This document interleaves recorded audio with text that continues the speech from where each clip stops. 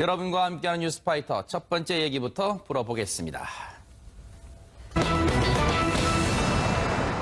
오늘 이 장면도 아마 많은 분들이 기대를 하시고 또 관심을 가지실 거라 생각을 합니다. 정태훈 변호사님. 네. 오늘 드디어 대북 특사단이 방북을 합니다. 네.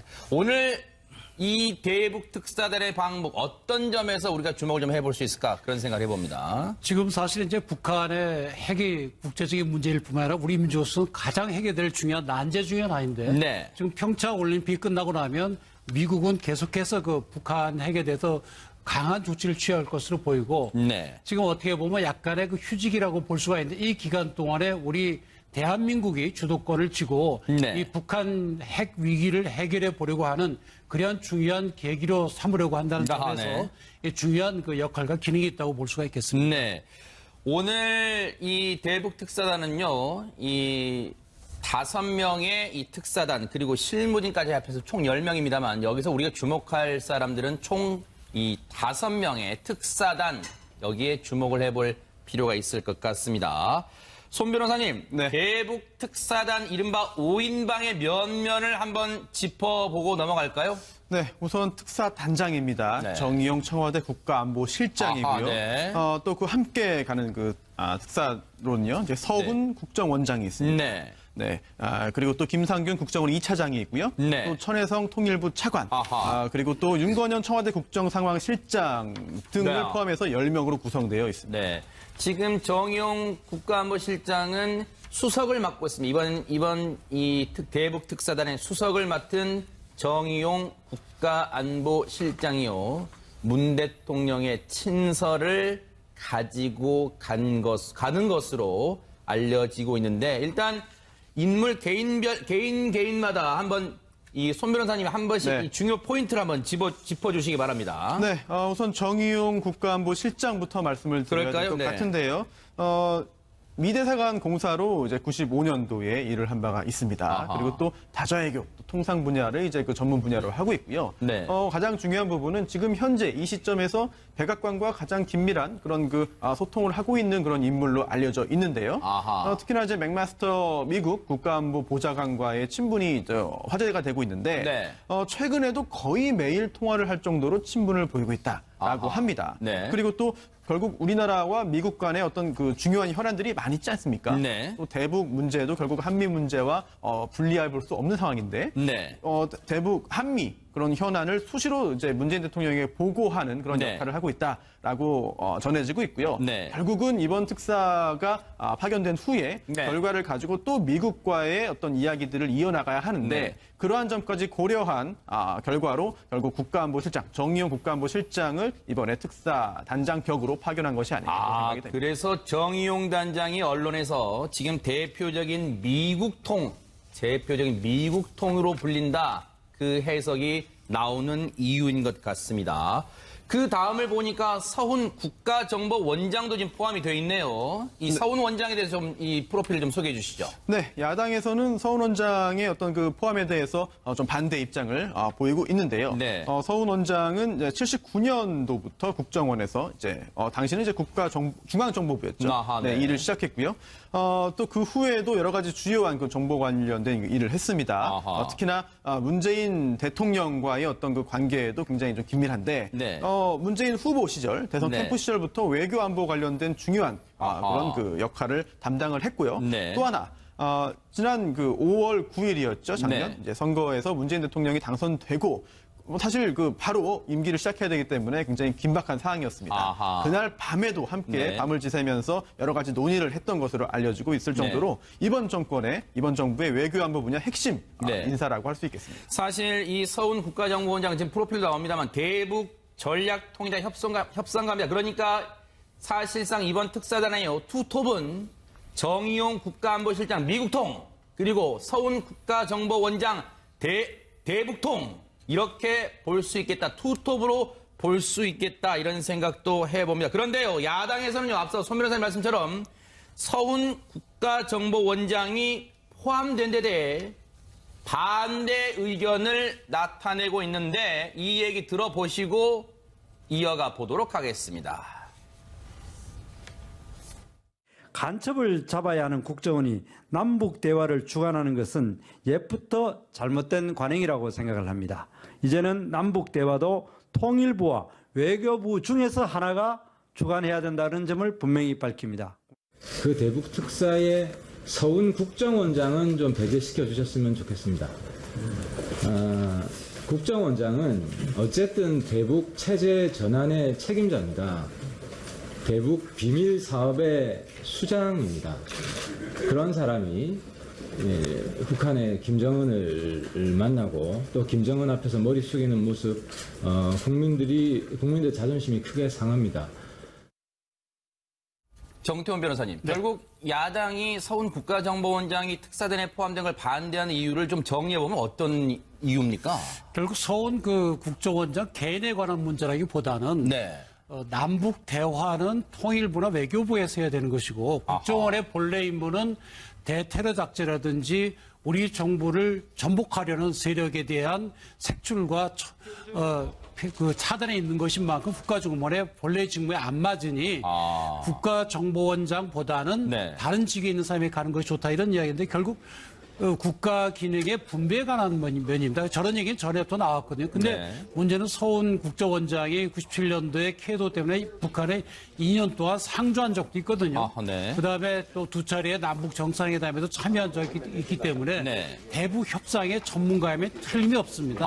그래서 서훈 원장 개인에 대한 문제라기보다는 네. 부처 간의 그 기능 분배에 관한 문제이기 때문에 장기적으로 검토를 해야 될 것으로 보이고 네. 이번의 경우에는 네. 김정은과 직접 만나서 북핵 위기에 대한 협상을 해야 될 필요성이 있기 때문에 아마 네. 서훈 국정원장을 이와 같은 야당의 비판에도 불구하고 특별히 채용을 한 것으로 보입니다. 손 변호사님, 손 변호사님, 실제로 이 야당이 서훈 국가정보원장이 포함된 데 반발한 데 대해서 여당 측은 어떤 논리를 좀 펴고 있습니까? 네, 적절한 인물이다. 아하. 특히나 꼭 필요한 인물이다라고 네. 반박을 하고 있는데요. 네. 우선 서훈 원장이 대북 협상의 전문가다.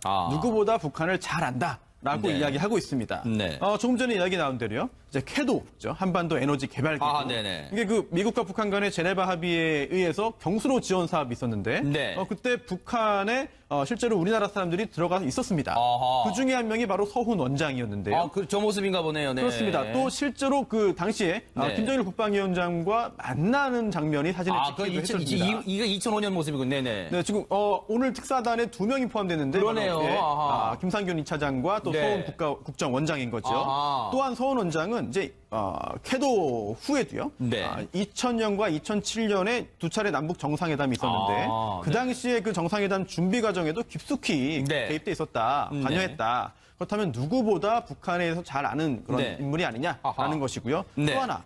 사실 북한의 그동안 뭐 공개적으로 네. 또는 직접적으로 하는 이야기들이 네. 그 뜻이 무언가, 그 뒤에 숨어 있는 의도가 무언가를 사실 파악하는 게 그렇게 쉽지는 않습니다. 네. 북한의 특성이 있겠죠. 네. 그런데 이제 이른바 북한말 통역사라고 불러도 될 정도로 서훈 원장이 누구보다 이 북한의 어떤 그 메시지를 잘 해독할 수 있다, 해석할 수 있다. 네. 그런 이야기도 있습니다. 네. 특히나 이제 한 신문의 보도에 따르면요. 네.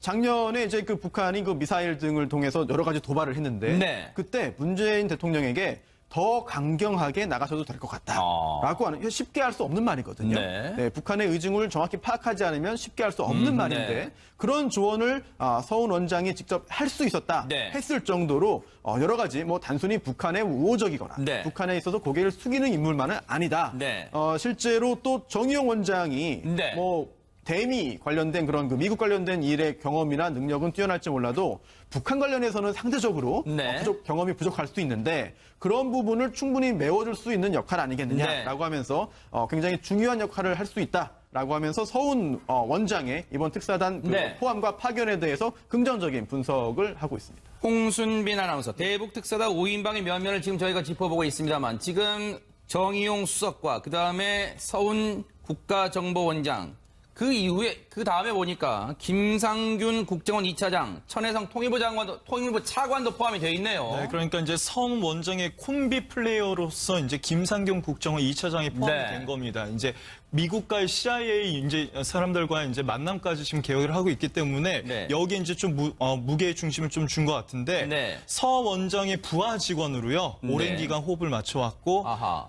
서훈 원장의 대북 관련 책임자로 이제 직접 이제 서훈 원장이 지목을 한 인물이라고 볼 수 네. 있습니다. 실제로 지금 이 모습을 다시 보여드리는 이유가 서훈 원장과 김상균 국정원 2차장이 뭔가 이 대북 문제에 대해서는 콤비 플레이를 많이 보여줬다 이렇게 지금 보고 있는 언론들은요. 실제로 2005년에 노무현 정부 당시 이제 그 육자 회담을 이제 이끌어내기 위한 이제 만남이 있었는데 네. 이때 이제 서훈 원장과 그리고 김상균 차장이 당시에 직접 이런 육자 회담까지 끌어냈다는 이제 평이 있고 이 때문에 이제 나중에 이제 9.19 회담까지 네. 이뤘었습니다. 지금 저 사진 왼쪽에 있는 우리 대한민국 인사 중에 가운데가 바로 지금 정동영 지금 당시 통일부 장관이죠. 지금 민주평화당 의원이고요. 네. 지금 바로 오른쪽 이 사진을 보시면 네.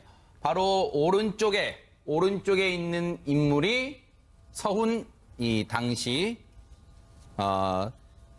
이 육자 회담을 설득하려 방북한 특사단에 포함되어 있던 서훈 원장입니다. 왼쪽이 김상균 2차장이고요. 당시 통일부 장관 정동영 통일부 장관도 김정일 위원장과 같이 기념사진도 찍었던 모습도 저렇게 보여지고 있습니다. 자, 그런데 지금 저기 뉴스파이터가 이 대북 특사단 5인방의 몇 년을 짚어보고 있는데 지금 안 짚어본 마지막 인물이 있습니다. 홍순빈 아나운서, 마지막 인물이 누굽니까? 네, 마지막 인물은 윤건영 청와대 국정상황실장입니다. 네. 국민대 총학생회장 출신이고요. 네. 문재인 대통령 국회의원 보좌관도 했었고 네. 또 당대표 비서실 부실장을 지내서 이제 네. 문 대통령의 최측근이라고 평가가 되고 있습니다. 이번 지난 대선 때는요, 네. 문재인 대통령 이제 옆에서 이제 서훈 원장을 문재인 대통령에게 소개도 시켜줬고요. 네. 그다음에 이제 그렇기 때문에 이렇게 가깝게 지냈기 때문에 문재인 대통령의 의중을 가장 정확히 파악할 수 있는 인물이 아닌가.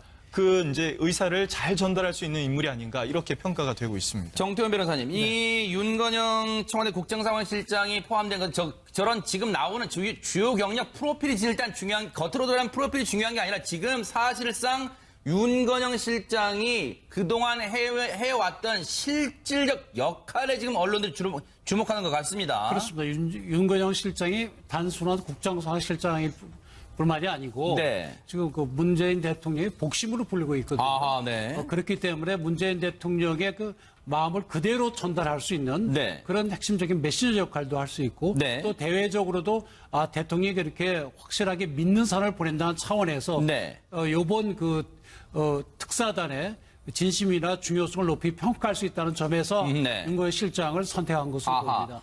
최명기 원장님, 이 북한한테는 윤건영 실장, 물론 우리 지금 언론들은요, 5인방에 윤건영 국정상황실장이 포함된 게 깜짝 인사라고 다들 주목을 하고 있습니다. 이번 5인방에 포함된 인사 중에서도요. 그리고 이게 과연 북한에게 어떤 메시지를 줄 수 있을까? 지금 이 대부분의 언론들은 문 대통령의 의중을 잘하는 복심이다. 이런 표현도 쓰고 있는데 북한에게 줄 수 있는 메시지는 아무래도 윤건영 국정상황실장에 큰 흠결이 없는 한 문재인 대통령과 임기를 같이 한다는 점에서 대북 문제, 이 정부의 대북 문제의 영속성, 즉 앞으로 계속해서 이 정책을 추진해 나가겠다. 이런 메시지도 줄 수 있을까요? 어떻습니까?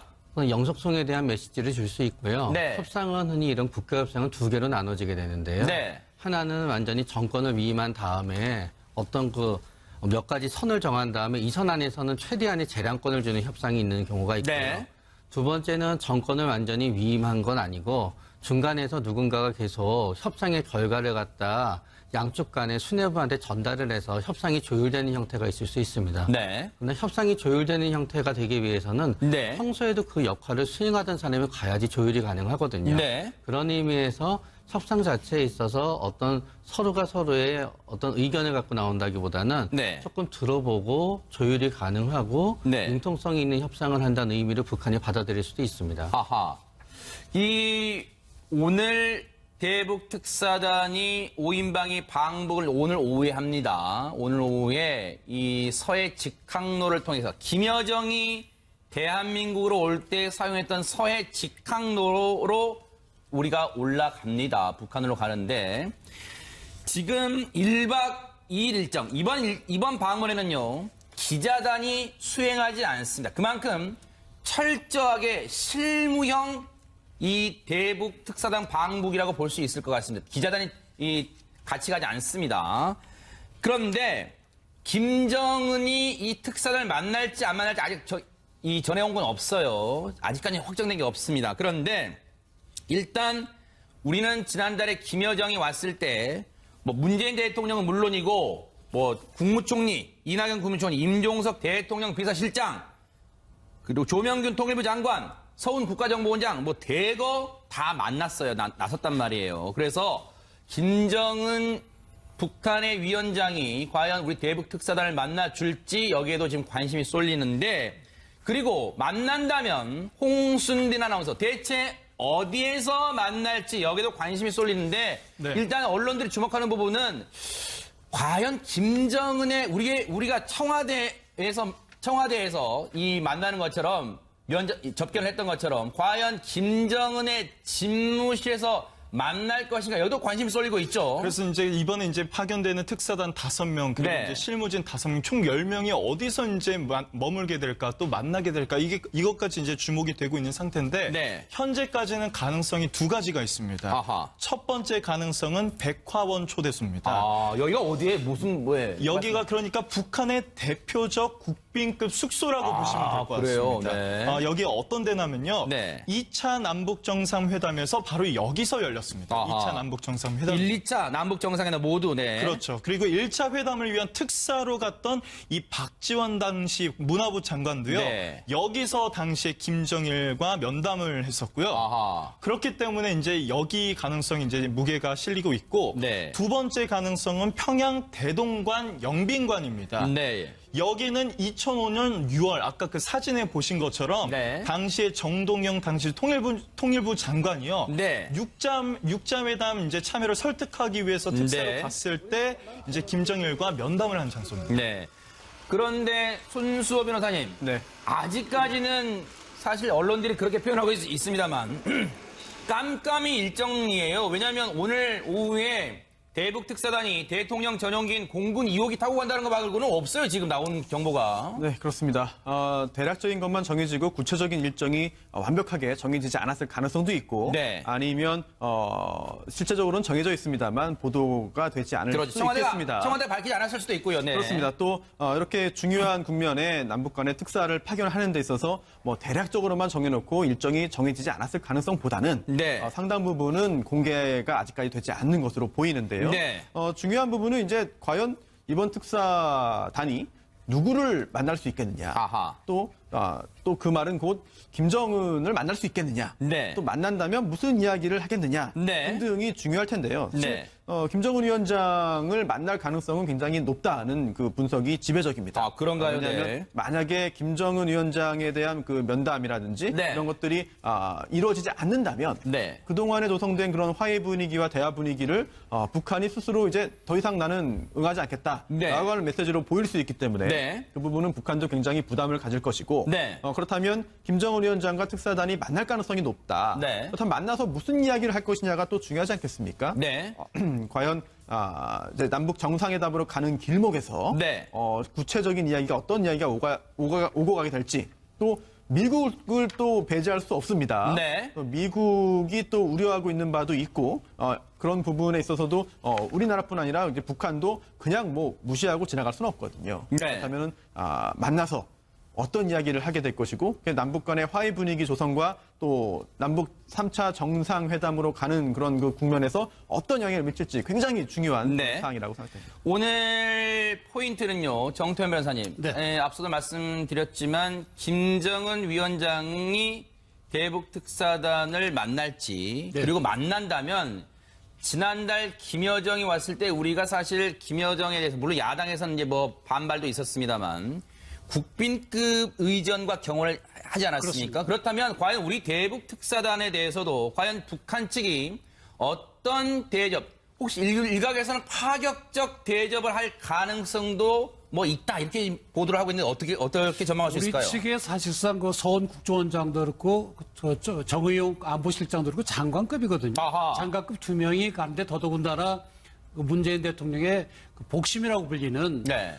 그 국정성화실장까지 윤건영 가거든요. 실장까지요. 네네. 예, 그렇다고 한다면 북한 측에서 이 대한민국의 지금 진심이 이렇구나 알고 거기에 상응하는 대접을 할 것으로 보여. 그렇다고 한다면 네. 우리 대통령께서 김여정 그 부부장을 지난번에 4번이나 만났거든요. 아. 그래서 횟수도 중요하지만 그 내용에 있어서 네. 특히 이제 우리 지난번에 그 문재인 대통령께서 직접 말씀하신 북한의 비핵화라든지 네.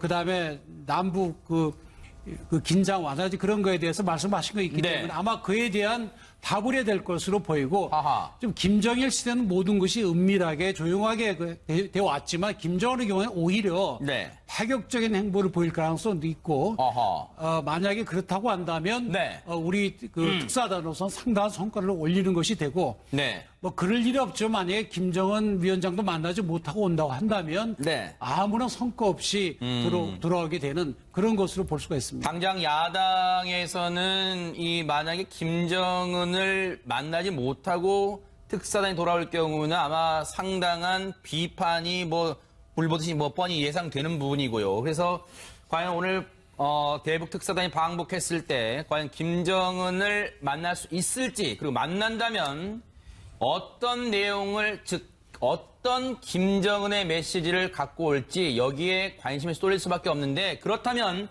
우리 측이 갖고 가는 정의용 이번 특사단의 수석입니다. 정의용 국가안보실장이 가지고 가는 것으로 알려진 문재인 대통령의 친서, 여기에 어떤 내용이 들어있을까? 여기에 관심이 쏠리는 거 아니겠습니까? 그렇습니다. 그 네. 친서는 이제 문재인 대통령과 북한의 김정일 위원 두 사람밖에 못 그러겠네요. 보죠. 네. 그렇기는 하지만 지금 가장 핵심적인 문제가 북한의 비핵화이기 때문에 아하, 네. 아마도 문재인 대통령께서 제 추측으로는 네. 북한의 비핵화의 필요성과 네. 만약에 비핵화가 된다고 한다면 남북관계 개선은 어떻게 될 것이고 우리 한민족의 또 아주 번창할 수 있는 미래는 어떻게 될 것이고 거기에 대한 대략적인 그 안이 담겨 있을 걸로 보입니다. 네. 그래서 만약에 김정은 위원장이 그것을 받아들인다고 한다면 네. 우리 한민족 전체가 이 북한의 핵 위기에서 벗어날 수 있는 중요한 그 터닝 포인트가 될 수 있을 것으로 보입니다. 네. 이게 사실상요, 김정은 입장에서는요, 이번 대북 특사단을 과연 만난다면 사실상 자기의 집권 후에, 김정은 집권 후에 사실상 외교 무대 데뷔전이라 해도 과언이 아닐 겁니다. 그런 만큼 최명기 원장님, 김정은 입장에서도 지금 상당히 이번 대북 특사단의 방북에 상당히 좀 긴장할 수밖에 없다 이런 생각도 들어요. 왜냐하면은 김정은의 입장에서는 본인이 항상 약자의 위치에 있더라도 네. 협상을 했을 때 북한 주민들한테는 본인이 굉장히 뭔가의 강자 입장인 걸 이제 포장을 해야 되는 입장이 있습니다. 네. 그렇기 때문에 핵과 미사일을 갖다 포기하기 어려운 이유가 네. 포기하게 되면은 그거는 본인의 입장에서 어떤 체제의 불안정성으로 비춰질 수도 있거든요. 그렇기 때문에 김정은의 입장에서는 아마 우리 대북 특사단을 갖다 흔쾌히 만나는 거로 본인이 정해졌을 때는 이 정도 협상이면은 누가 보더라도 내가 진 건 아니야. 네. 라고 생각하는 시점에서 만날 가능성이 있고요. 네. 만약에 협상의 전반적인 내용이 여기에 이 내용대로 하고 이 내용이 미국에 가게 되고 미국에서 그게 흘러나왔을 때 내가 왠지 압박에 굴복한 것처럼 보이는 내용이 되게 되면은 아하. 그거는 본인한테 불리하다 그래서 네. 그때는 또 달라질 수도 있을 가능성이 있을 것 네. 앞서 말씀드렸다시피 오늘 대북 특사단의 방북 1박 2일 일정으로 방북을 합니다. 여기는 우리 대한민국의 기자단이 동행하지 않습니다. 손수호 변호사님, 그렇기 때문에 과연 대북 특사단에 가서 김정은을 과연 만난다면 그 영상은 나중에 북한 측이 혹시 공개하는 영상이 나올지 그 부분도 혹시 봐야겠지만 이런 것도 우리가 또 가정해 볼 수는 있을 것 같아요. 만약에 김정은이 대북 특사단을 만날 때 옆에 김여정이 배석하는 모습도, 왜냐하면 김여정이 이미 지난달에 와서 서훈 국가정보원장들 우리 중요한 인사를 다 만났단 말이에요. 그만큼 친근함을 표현하는 차원에서라도 배석할 가능성도 우리가 조심스럽게 또 제기해 볼 수 있을 것 같습니다. 네, 그렇습니다.